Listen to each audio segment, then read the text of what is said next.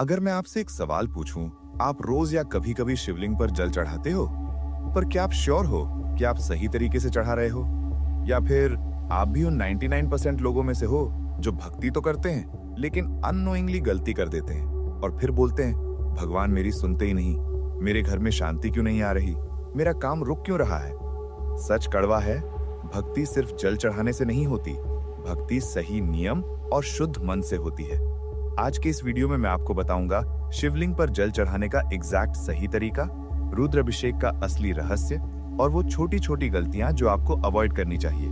अगर आप सच में शिव जी का आशीर्वाद चाहते हो तो वीडियो को एंड तक जरूर देखो। और अगर आपको स्पिरिचुअल और पावरफुल वीडियोस पसंद हैं, तो प्लीज ऑरेंज पीडिया चैनल को अभी सब्सक्राइब कर लो और वीडियो को लाइक कर दो ताकि ये ज्ञान और लोगों तक पहुंच सके। नमस्ते, चलिए शुरू करते हैं। सबसे पहले एक बात दिल पर हाथ रखकर सोचो, क्या हम सच में पूजा करते वक्त प्रेजेंट होते हैं या बस एक रिचुअल कंप्लीट करते हैं? आजकल हमारी भक्ति भी फास्ट फॉरवर्ड मोड में चल रही है। सुबह जल्दी उठना है, ऑफिस जाना है, बच्चों को स्कूल भेजना है और बीच में 2 मिनट शिवलिंग पर जल चढ़ा दिया, बस काम खत्म। लेकिन क्या भक्ति भी चेकलिस्ट का पार्ट है?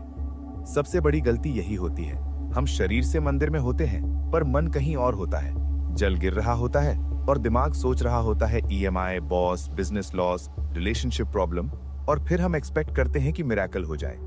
एक और गलती जो लोग करते हैं वो कंपैरिजन। उसने 1 लीटर दूध चढ़ाया, मैं भी चढ़ाता हूँ। उसने 11 बेलपत्र चढ़ाया, मैं 21 चढ़ाऊंगा। भक्ति कंपटीशन नहीं होती, भक्ति कनेक्शन होती है। शिव जी को क्वांटिटी नहीं चाहिए, उन्हें क्वालिटी चाहिए, मन की क्वालिटी। कई लोग बिना जाने गलत डायरेक्शन में जल चढ़ा देते हैं। कई लोग हंसते हंसते बातें करते हुए पूजा करते हैं। कई लोग फोन पर बात करते हुए जल चढ़ा देते हैं।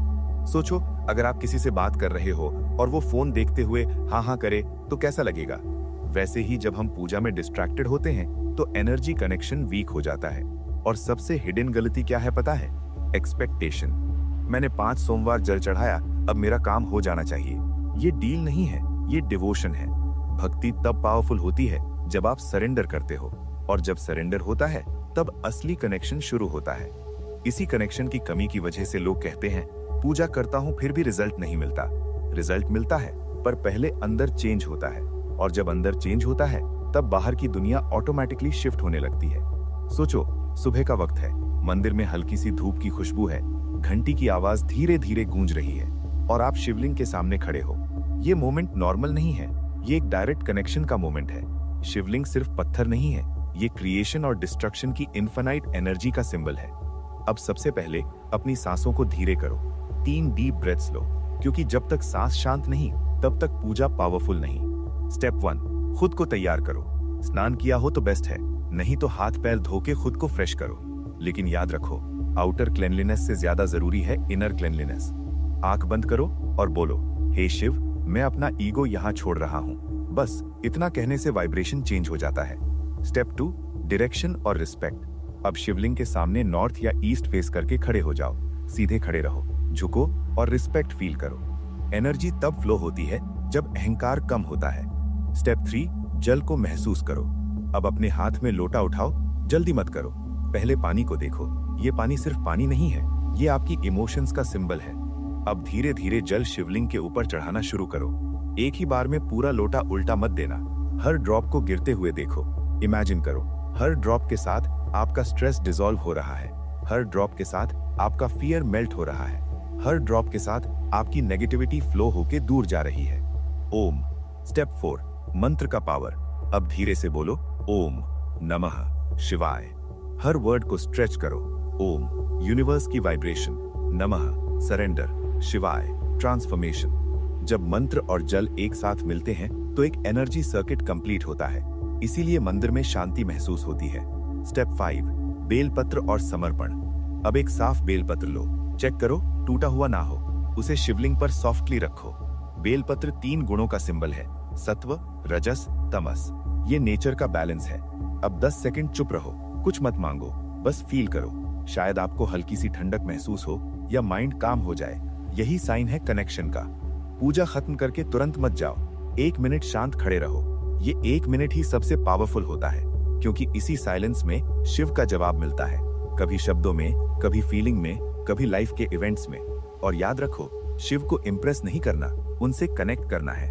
अब बात करते हैं रुद्राभिषेक की। बहुत लोग सोचते हैं रुद्राभिषेक मतलब बस शिवलिंग पर दूध दही शहद डाल दिया, मंत्र पढ़ लिया, काम खत्म। लेकिन सच इससे कहीं ज्यादा गहरा है। रुद्राभिषेक एक रिचुअल नहीं, ये एक एनर्जी एक्टिवेशन प्रोसेस है। रुद्र का मतलब है शिव का वो रूप जो नेगेटिविटी को तोड़ देता है। अभिषेक का मतलब है पवित्र जल या द्रव्य से स्नान कराना। मतलब आप शिव की एनर्जी को एक्टिवेट कर रहे हो ताकि आपकी लाइफ की रुकावट टूट सके। इसमें यूज होने वाली चीजें सिंबॉलिक होती हैं। जल शांति और फ्लो का सिंबल, दूध शुद्धता, शहद मधुरता, घी तेज और पॉजिटिविटी, बेलपत्र नेचर बैलेंस, ओम मंत्र साउंड वाइब्रेशन। लेकिन सबसे पावरफुल चीज क्या है पता है? आपका संकल्प। अगर आप बस देखकर कॉपी कर रहे हो तो इफेक्ट सुपरफिशियल रहेगा। लेकिन अगर आप क्लियर इंटेंशन के साथ करते हो, जैसे हे महादेव मेरे घर की लड़ाई शांत करो, मेरे करियर की रुकावट हटा दो, मेरे अंदर का डर तोड़ दो, तो रुद्र एनर्जी एक्टिवेट होती है। और याद रखो, शिव पहले तोड़ते हैं फिर नया बनाते हैं। इसीलिए कभी कभी रुद्राभिषेक के बाद लाइफ में सडन चेंजेस आते हैं। कुछ लोग दूर चले जाते हैं, कुछ सिचुएशंस खत्म हो जाती हैं, कुछ सच सामने आ जाता है। डरने की जरूरत नहीं, ये डिस्ट्रक्शन नहीं है, ये प्योरिफिकेशन है। और एक हिडन सीक्रेट, रुद्राभिषेक तब सबसे पावरफुल होता है जब आप सिर्फ मांगते नहीं, सरेंडर करते हो। बोलते हो जो मेरे लिए सही है वही दो। ये लाइन यूनिवर्स को डायरेक्ट सिग्नल भेजती है, और जब सिग्नल क्लियर होता है तो रिजल्ट भी क्लियर मिलता है। इसीलिए कहते हैं रुद्राभिषेक सिर्फ पूजा नहीं, ये लाइफ रीसेट बटन है। अगर सही नियम, सही मन और सही संकल्प के साथ किया जाए तो आपको अंदर से हल्का महसूस होगा। और जब अंदर हल्का होता है तब बाहर की प्रॉब्लम्स भी धीरे धीरे डिसॉल्व होने लगती हैं। अब आप सोच रहे होंगे इसमें साइंस क्या है? शिवलिंग का शेप कॉस्मिक एनर्जी को अट्रैक्ट करता है। जब पानी उस पर गिरता है तो वाइब्रेशन क्रिएट होती है।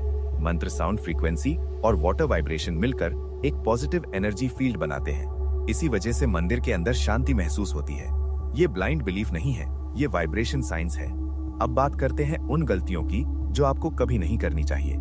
टूटे हुए बेलपत्र मत चढ़ाना, शिवलिंग पर हल्दी मत लगाना, साउथ डायरेक्शन फेस मत करना, जल बहुत तेज फ्लो में मत डालना, गुस्सा या नेगेटिव माइंड से पूजा मत करना। भक्ति में ईगो नहीं होना चाहिए। शिव जी को इम्प्रेस करना मुश्किल नहीं है, बस एक बार दिल से बोलो भोलेनाथ मुझे सही रास्ता दिखा दो।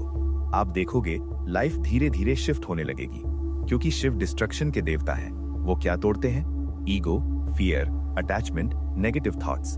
और तब आपको असली शांति मिलती है। अगर आपको लग रहा है कि ये इन्फॉर्मेशन वैल्यूएबल है तो प्लीज वीडियो को लाइक कर दीजिए। नमस्ते। चैनल को सब्सक्राइब कर लीजिए और कमेंट में लिखिए हर हर महादेव, ताकि मुझे पता चले कितने लोग शिव भक्त यहाँ मौजूद हैं। बात आती है जल अभिषेक की। सोमवार सबसे शुभ, सावन का महीना, महाशिवरात्रि, प्रदोष व्रत। पर सच बताऊं, शिव जी के लिए हर दिन सेम है। भक्ति डेली होनी चाहिए। अगर लाइफ में स्टक फील कर रहे हो तो कल सुबह उठकर शिवलिंग पर जल चढ़ाते वक्त ये लाइन बोलो, जो मेरे लिए सही नहीं है उसे मुझसे दूर कर दो। और फिर देखो कैसे अननेसेसरी लोग और सिचुएशंस लाइफ से रिमूव होने लगते हैं। शिव जी पहले तोड़ते हैं फिर नया बनाते हैं। आज का वीडियो सिर्फ रिचुअल नहीं था, ये कनेक्शन था। याद रखो, भगवान को इम्प्रेस नहीं, कनेक्ट करना होता है। अगर आप सच में चाहते हो कि आपके घर में शांति आए, माइंड काम हो और लाइफ स्टेबल हो, तो सही विधि से, शुद्ध मन से हर सोमवार जल चढ़ाना शुरू करो। और अगर आप चाहते हो कि मैं ऐसे ही पावरफुल स्पिरिचुअल सीक्रेट्स आप तक लाता रहूं, तो प्लीज चैनल को सब्सक्राइब जरूर करो, वीडियो को लाइक करो और शेयर करो उन लोगों के साथ जो टेंशन में हैं, जो सोल्यूशन ढूंढ रहे हैं। हो सकता है ये वीडियो किसी की लाइफ चेंज कर दे। कमेंट में लिखो ओम नमः शिवाय। मैं हर कमेंट पढ़ता हूँ। मिलते हैं नेक्स्ट पावरफुल वीडियो में। तब तक हर हर महादेव।